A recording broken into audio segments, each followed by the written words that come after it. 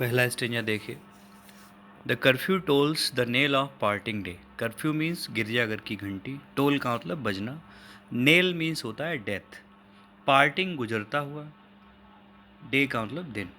तो यहाँ पर एक दिन गुजरते हुए दिन को पर्सोनीफाई किया गया है। पर्सोनिफिकेशन फिगर ऑफ स्पीच है। ये कहा गया जो दिन गुजरा है वो एक्चुअली गुजरा नहीं है, वो दिन की डेथ हुई है।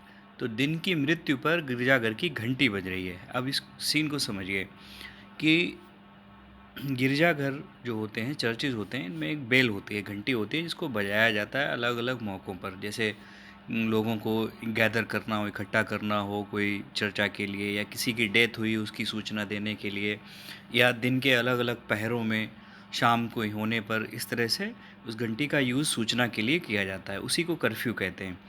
तो यहाँ पर पोइट कह रहा है कि जो दिन जो गुजरा है उसकी सूचना देने के लिए घंटी बजाई जा रही है, जबकि वो घंटी बज रही है क्यों? क्योंकि शाम हो गई है।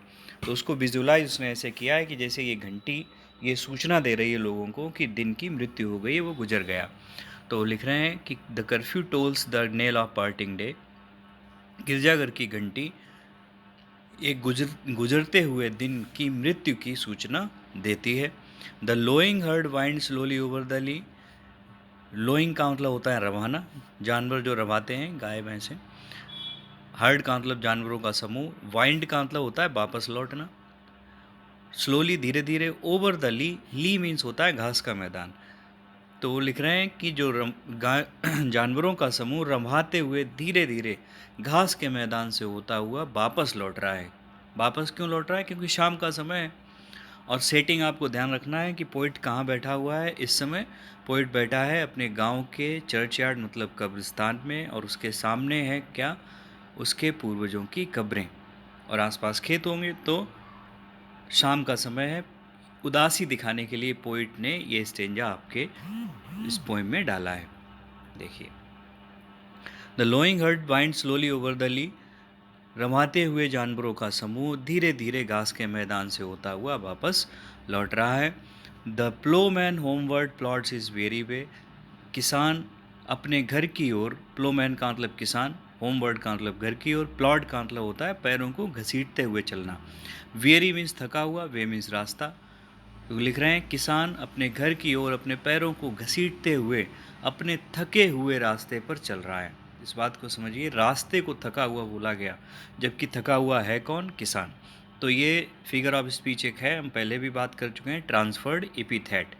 क्या होता है उसमें कि विशेषता होती किसी और की है लेकिन बताई किसी और की जाती है। जैसे यहाँ थका हुआ है कौन? किसान है, लेकिन कहा किसे गया है? रास्ते को। तो ये ट्रांसफर्ड एपिथेट का एग्जाम्पल है। और यही सेम लाइन जो है वो एलिट्रेशन फिगर ऑफ स्पीच की एग्जाम्पल भी है, क्योंकि एलिट्रेशन क्या? अनुप्रास अलंकार।